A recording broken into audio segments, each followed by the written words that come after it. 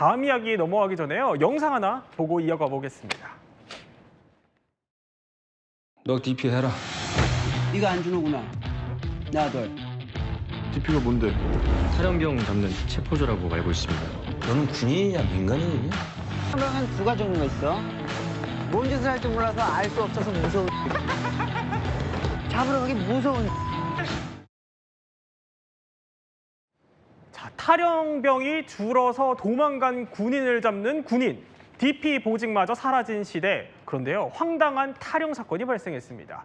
현역 군인이 휴가 중에 버젓이 비행기를 타고 해외로 도피한 겁니다. 아니, 얘기만 들어도 황당한데 서동민 변호사, 이게 무슨 얘기입니까? 네, 파주에서 복무를 하고 있던 상병 A씨가 예. 지난해 어깨 수술을 하기 위해서 휴가를 받고 국내 한 병원에 입원을 했습니다. 그런데 이후에 몰래 병원에서 빠져나오고 네. 곧바로 또 인천공항으로 가서 일본행 비행기에 탑승을 한 겁니다. 그렇게 출국을 하고 네. 100일 동안 일본에서 이제 도피 생활을 하다가 결국 현지에서 불법 체류 혐의로 경찰에 검거가 됐습니다. 현지에서? 네, 그렇습니다. 그리고 현지에서 2달 동안 예. 조사를 받은 뒤에 강제 추방이 됐고 현재는 우리 군에서 체포를 해서 조사를 진행하고 있는 상황입니다.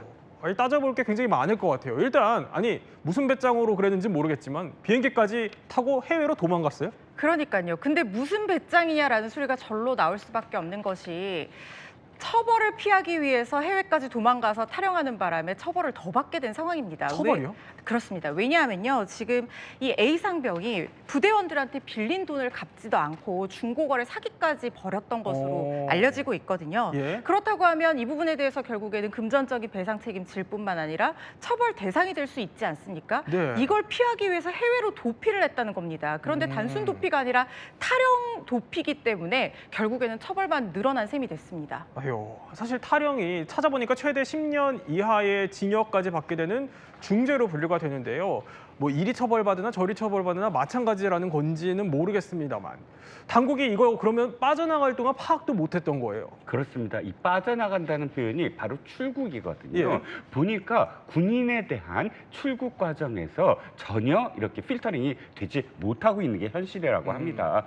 그런데 사회복무요원 있지 않습니까? 사회복무요원은 절대 출국 심사에서 통과가 불가능한데 네. 군인은 그렇지 않다는 거예요. 그래요? 그게 뭐냐면 사전에 내가 출국하겠습니다라고 허가를 받는 게 아니라 갔다 와서 지휘관에게 사후 허가를 받는 그런 제도로 이미 바뀌었다는 거예요. 예. 그러니까 군인이 쉽게 출국을 할 수 있는 상황이 돼버린 거죠. 이번에도 출국해서 꽤 오랫동안 이렇게 돌아다니는데도 불구하고 전혀 잡지 못했다. 올해 4월에도 미국으로 탈영한 장병 같은 경우에는 네. 무려 4개월이나 지금 지났는데도 아직도 지금 행방을 찾지 못하고 있다고 합니다. 아유, 그래요. 아니 뭐 4달 동안 탈영병이 해외를 휘젓고 돌아다닌 건데도 사실 소재도 모른다니 이게 좀 황당한 일입니다. 심지어 최근에요. 10년간 보면은 해외 탈영 중에 절반이 올해 상반기에 발생을 했다고 합니다.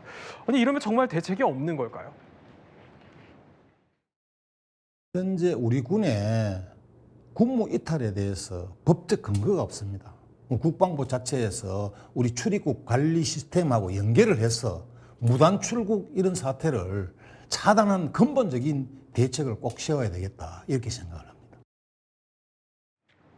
뭔가 사실 뾰족한 수가 필요할 것 같기는 합니다. 그런데 다음에는 또 황당한 탈영 사례가 있어서 소개해드리려고 합니다. 아니 뭐냐면요. 어벤져스가 너무 보고 싶어서 이건데 아니 어벤져스 하면 제가 아는 그 영화 어벤져스 말하는 거예요? 네, 다들 생각하시는 그 영화 어벤져스가 맞습니다. 이게 2019년에 발생한 황당한 탈영 사건인데요. 예. 지금 화면에서 보시는 것처럼 어벤져스 엔드게임, 저 영화가 2019년에 개봉을 했거든요. 그런데 서산의 공군 20 전투비행단 소속의 한 이병이 이걸 보려고 탈영을 했다는 겁니다. 그때 당시 군부대 동료 18명과 같이 서산으로 대민 봉사를 나갔는데 네. 이 이병이 한 달 전에 전입한 상태였는데 사라졌다는 거예요. 헌병대가 시내를 중심으로 행적 파악에 나섰는데 한 택시기사가 병사 한 명을 영화관에 내려줬다 이런 증언을 한 겁니다. 네. 시내 영화관에서 영화가 너무 보고 싶어서 영화를 보고 있던 이 이병의 행적을 확인을 했고요. 네. 심지어 이 헌병대가 영화 다 보고 끝나기까지 기다렸다가 나오는 이 이병을 붙잡았다는 거예요. 그래서 체포해서 부대로 복귀했다는 얘기인데 어벤져스는 지구를 구하는 영웅들 얘긴데 우리 사람들, 국민들 목숨을 보호해주고 지켜주는 군인이 이렇게 영화 네. 보려고 타령했다니까 참 아이러니합니다. 아니 뭐 영화 보려고 타령한다니 타령을 너무 가볍게 생각한 건 아닌가 싶기도 해요. 그래도 영화는 다 보게 해줬어요.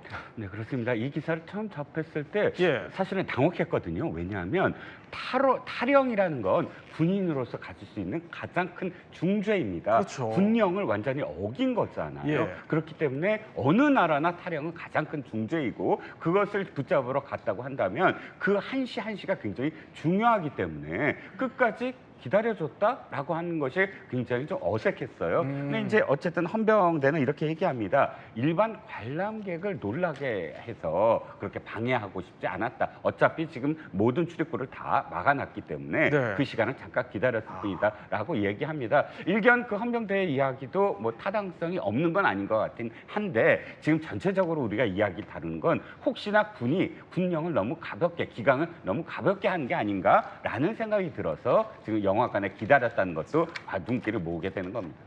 뭐 시대가 바뀌니까 사실 예상하기 힘든 사유들이 점점 생기는 것 같습니다. 그런데요, 찾아보니까 이런 것도 있습니다. 이번에는요, 아니 클럽을 가자고 사병을 꼬신 부사관, 이건 무슨 얘기입니까? 네, 저도 무척 황당한 그런 타령 사례가 아닌가 생각이 드는데요. 2018년에 있었던 일입니다. 강원도 육군 모 부대의 부사관 A 씨가 네. 저녁에 부대 수신 전용 전화로 병장 B 씨와 이제 통화를 합니다. 그러면서 자기는 이제 서울 클럽에 간다라고 자랑을 했습니다. 여기에 B 병장이 부럽습니다. 저도 같이 가고 싶습니다라고 답을 하니까 이 A 부사관이 같이 가려면 막사 뒤 창고 옆에 예. 우측길로 가서 낮은 담이 있는데 그 담을 넘어서 밖으로 나와라. 그러면 자기가 차를 대기시키고 있겠다. 그래요? 이런 경로까지도 자세하게 알려준 거죠. 그날 밤 11시에 두 사람은 만나서 차를 타고 서울에 있는 클럽으로 갔고 새벽 6시까지 유흥을 즐긴 다음에 심지어는 이제 아침 식사까지 하고 11시간 만에 복귀를 했습니다. 이 부사관은 저녁 후에 민간인 신분으로 재판을 받아서 벌금형을 받았는데 뭐 일단 벌금이라는 그런 전과가 생긴 걸 봤을 땐 결국 뭐 상당히 값비싼 유흥비를 치른 상황이 아닌가 이렇게 생각이 됩니다. 하지만 뭐 대다수 장병들은 그래도 지금 이 시간에도 나라를 지킨다는 책임감으로 구슬땀 흘리고 있다는 사실을 기억해야 할 것 같습니다.